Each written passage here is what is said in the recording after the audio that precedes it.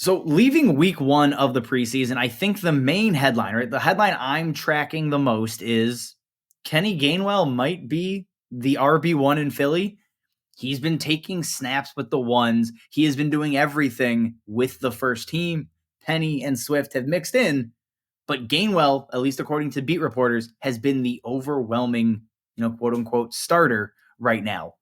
Are you buying into this, or are you just thinking, it's taking time for Swift and Rashad Penny to actually acclimate to this offense? I gotta admit, I'm kind of buying into it a little bit. Like I still believe that DeAndre Swift and Rashad Penny are both better talented running backs than Kenneth Gainwell. And I both believe that they were brought into this offense to be either the guy individually or a combo of the guy. And then Kenneth Gainwell gets worked in just like how he's done in the past couple of years. But I am kind of buying into this Kenneth Gainwell RB1 narrative that he is the quote unquote veteran guy in the offense. He has the most experience in this backfield, as does Boston Scott in there. I say Boston Scott's there, but he's kind of irrelevant. I'm sorry, Boston, but yeah. but the main reason why I'm kind of buying into it is because I had believed that the reason why Kenneth Gainwell was seeing so much usage in practice was because the coaching staff wanted to be careful with DeAndre Swift and careful with Rashad Penny, two running backs who notably have had issues with injuries. So it made sense that they just want to wrap both those guys in bubble wrap, don't have any chance of them getting hurt during the preseason and training camp, go into week 1 fully healthy, and then manage their workloads throughout the entire season. But then the preseason game happened. They played in the preseason game. So that kind of threw out that narrative, that idea that they were protecting these running backs just kind of out the window because they played in the preseason game. Kenneth Gainwell didn't play at all. The starters all sat, including Kenneth Gainwell. DeAndre Swift had a handful of snaps, and then actually Rashad Penny played 27 snaps, mostly with a third team, almost the same number of snaps as Trey Sermon. Kennedy Brooks played fewer snaps as well, too, which might be just because he's not really going to make the roster. But Rashad Penny played the majority of that game and played it with the third string. So, yeah, I am kind of buying into this Kenneth Gainwell narrative that he is kind of the RB1.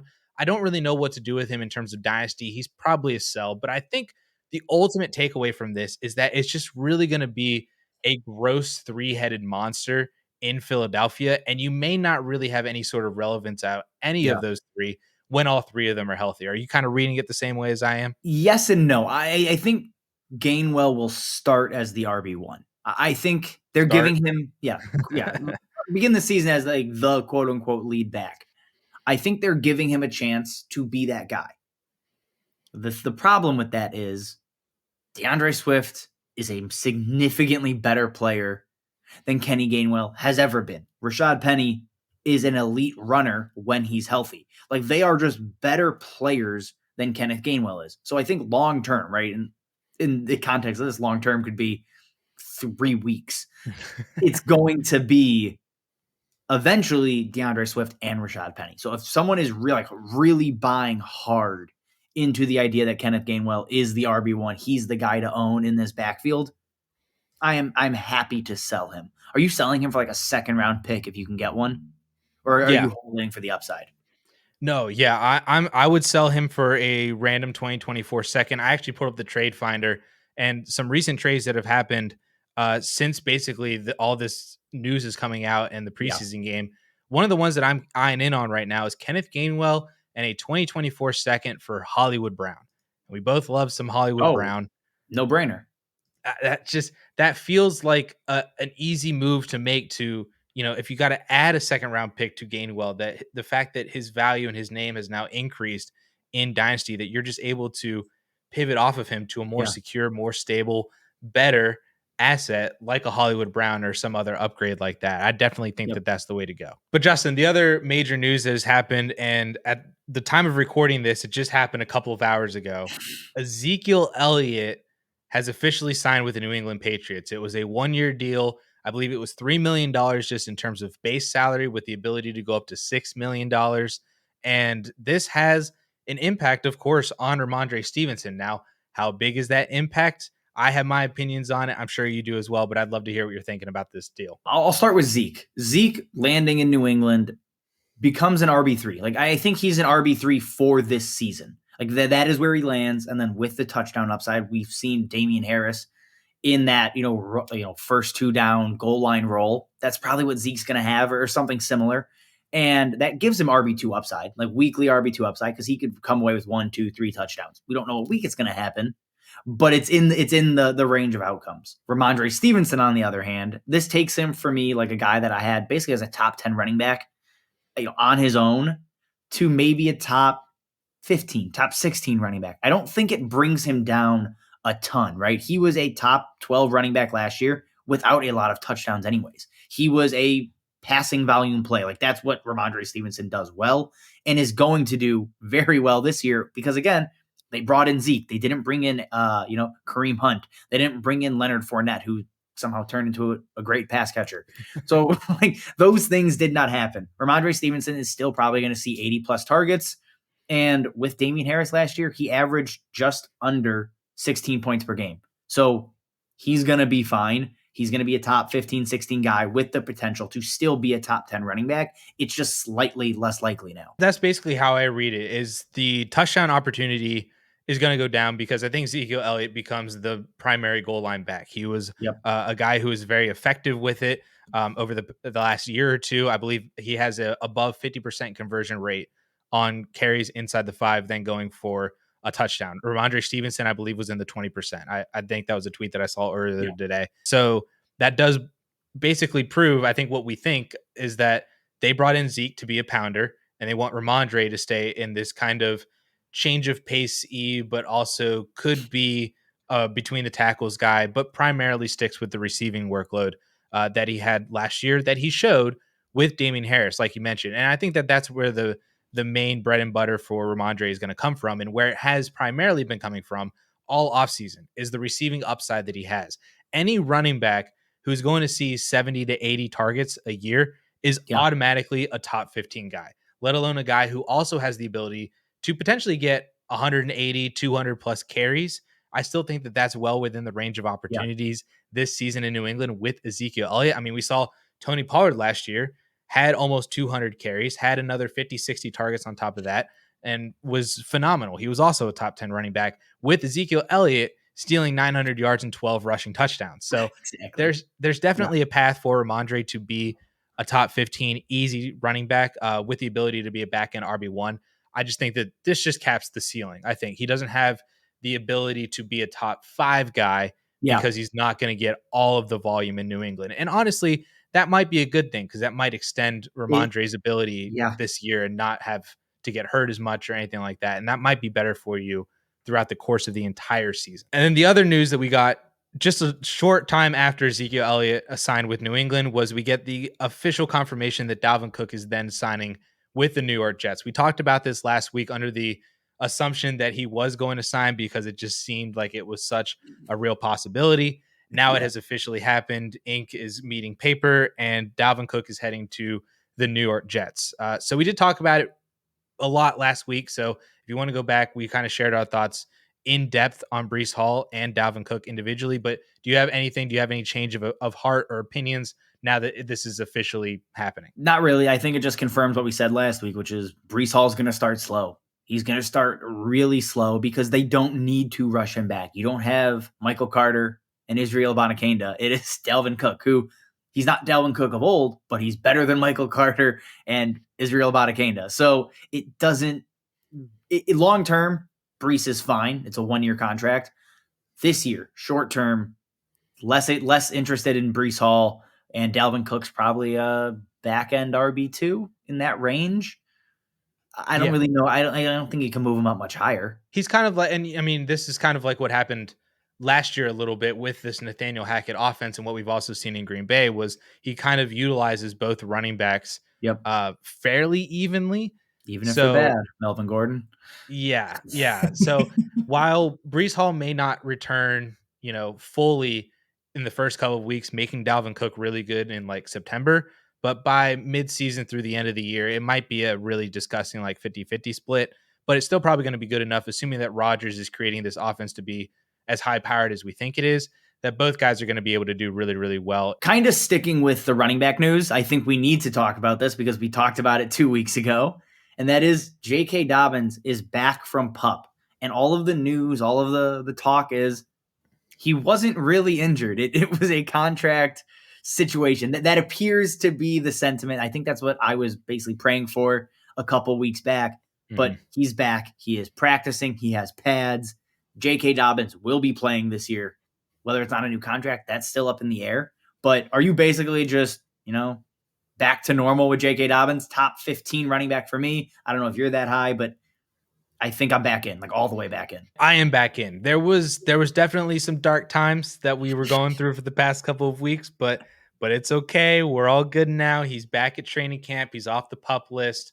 And regardless of whether or not they actually get to a new contract before the season starts, I do believe that JK is going to be playing all year, assuming that he's healthy, and is going to try not do like some sort of Allen Robinson thing where he doesn't want to be there. He has incentive to play well to get that second contract. He's seeing that guys like Saquon Barkley and Josh Jacobs and like Jonathan Taylor is just having problems getting a second contract, and so he has incentive to prove that he is the player that they drafted and showed that he could be his rookie season. We just haven't seen it the past couple of years because of injury, but now I think, I'm fully in on the fact that J.K. Dobbins is going to be a top 15 running back. And I still believe, like I did way back in like January when I was talking about him, that he has the upside to be a top 10 running back in this offense. If he gets, the bulk of the carries and he gets a little bit of the receiving game that we saw Nick Chubb get in a Todd Monken offense a couple years ago, man, that upside is juicy for JK. And the floor, I think, is really, really safe. So definitely back in on one of my favorite players and running backs to buy for the 2023 season. He goes from like a Greg Roman run heavy, perfectly schemed offense where he was hyper efficient, but they're going to spread the ball out. He's going to ideally face less stacked fronts. He is going to see an uptick in targets.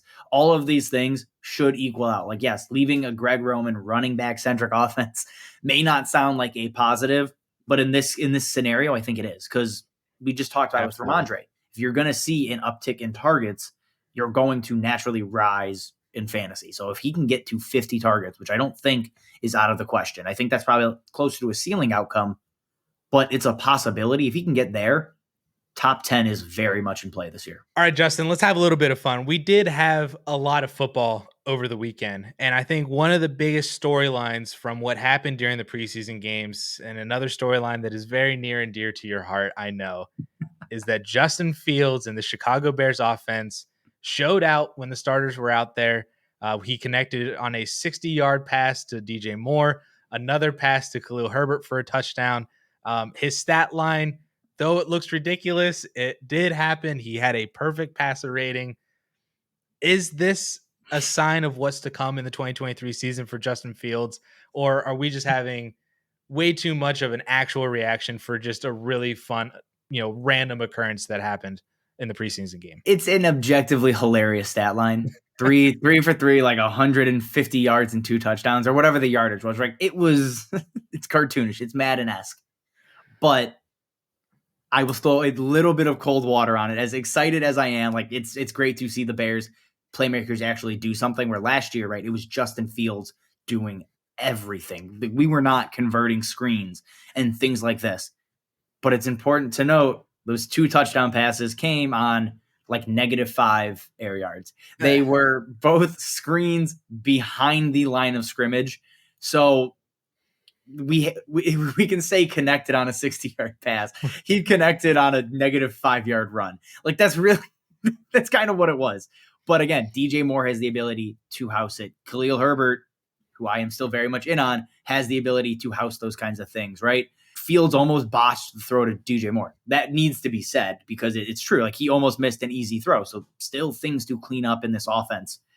But the playmaking is what was so important, right? Getting Justin Fields a true playmaker to make the game easier. While it may not be that outcome every single time, it does show flashes of what Chicago can be with actual playmakers. With a player like DJ Moore, it's exciting. It's awesome. So from a non-Bears fan perspective, maybe an unbiased take on this. There's no bias on my side. And none whatsoever. But I basically I do want to say that my main takeaway from, even though, like you said, it was only 3 passes that Justin Fields threw, and 2 of them just happened to go for 60+ yard touchdowns. I do think that this is not a signal of potentially what could happen in 2023, but it is one of those things that I do think that Justin Fields is going to take a step forward stats wise in the passing game because of the weapons that are now surrounding him. You have DJ Moore, who is a phenomenal player, really amazing route runner, can also take any pass, with amazing yak ability.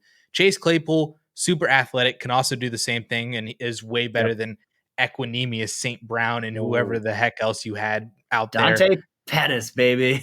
Chase Claypool, even though I don't think he's all that good, better than all those guys. And when you have Darnell Mooney, who's been the team's wide receiver 1 essentially 2 years in a row, is now fighting for the wide receiver 2, maybe even your wide receiver 3 spot, Yeah. that tells you things about what this offense and this depth chart is going to be. And it's kind of something that I was arguing with last year for Tua when they had added Tyreek Hill. Not saying that DJ Moore is the same level of addition, but when you have playmakers and just players that have the ability to do whatever they want with the ball in their hands, that is good for the offense. That is good for the quarterback, because even like what we saw, a 60-yard, touchdown off of a screen pass, even though he threw it 5 yards behind the line of scrimmage, that still registers as a 60-yard touchdown pass for Justin Fields. And that probably scores, depending on your format, is either 6 or 8 fantasy points right there, just on that one play on a negative 5-yard screen pass. So it all registers as fantasy points. And so if we have better passing production and statistics from Justin Fields, paired with maybe not as great of rushing numbers, because if they pass a little bit more, the rushing might dial back a little bit, but he's still going to be 800 to 900, maybe even 1,000 still rushing yards and 6, 7, 8 touchdowns on the ground.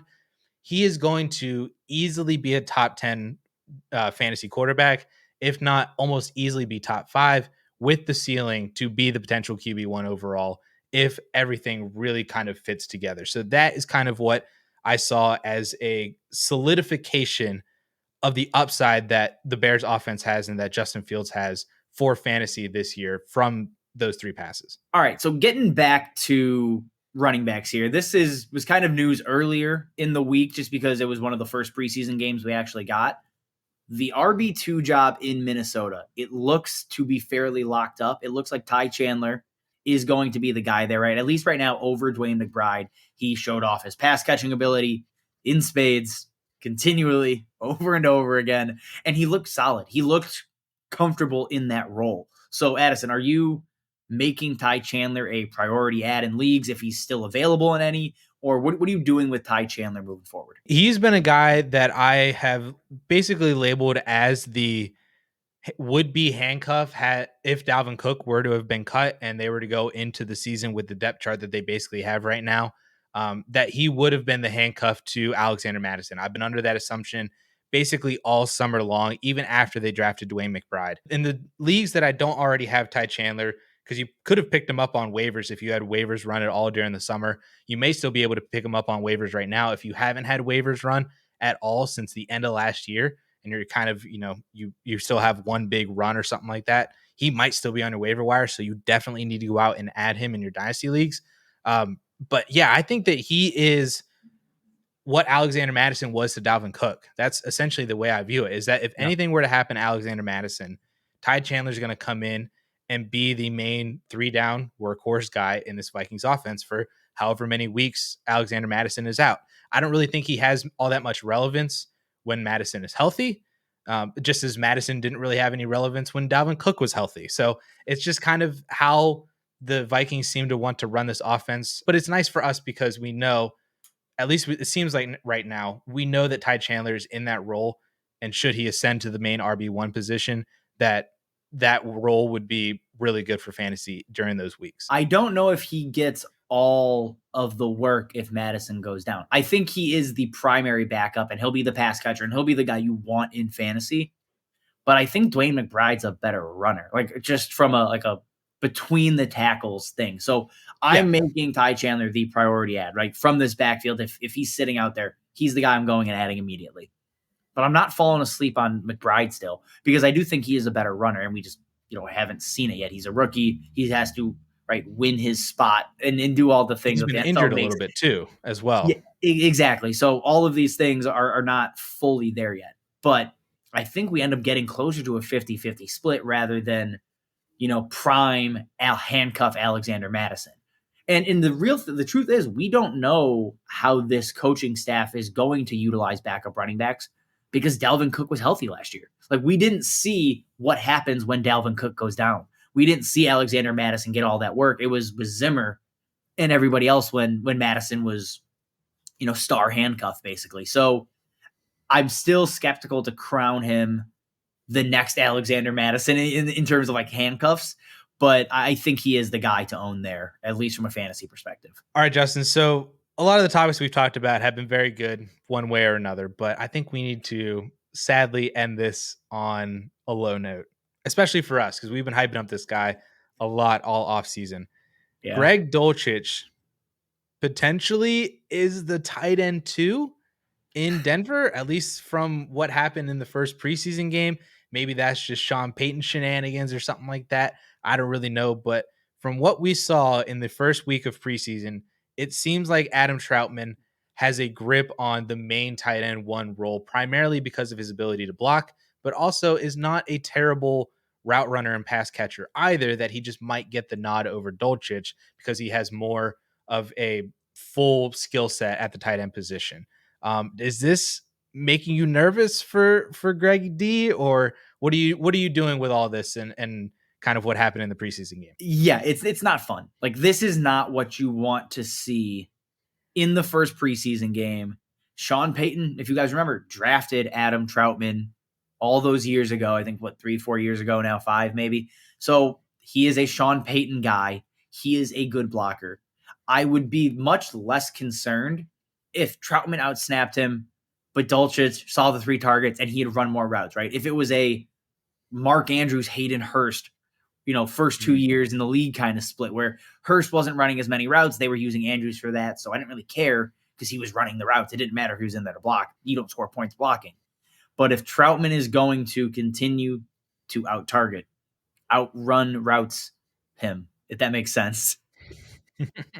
We'll go with that. Yeah. Outrun routes him. If that is going to be what happens, it's very difficult to get excited about Greg Dulcich. It is 1 week of the preseason. So we cannot pour everything, all of our takeaways into one game.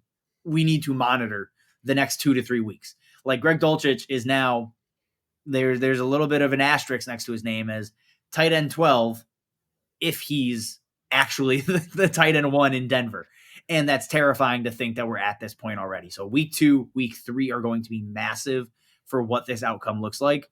In Dynasty, I'm just holding. I'm not selling. I'm not buying. I need to see week 2 before I really do anything meaningful, I think. So, Justin, I just pulled up the DLF Trade Finder. There are 2 trades in here that have happened since that preseason game where we saw Greg Dulcich as the tight end 2, essentially. So let me get your read on both of these. The first one I think is pretty easy. It's Treylon Burks and Greg Dulcich for T. Higgins. Oh, okay. That happened.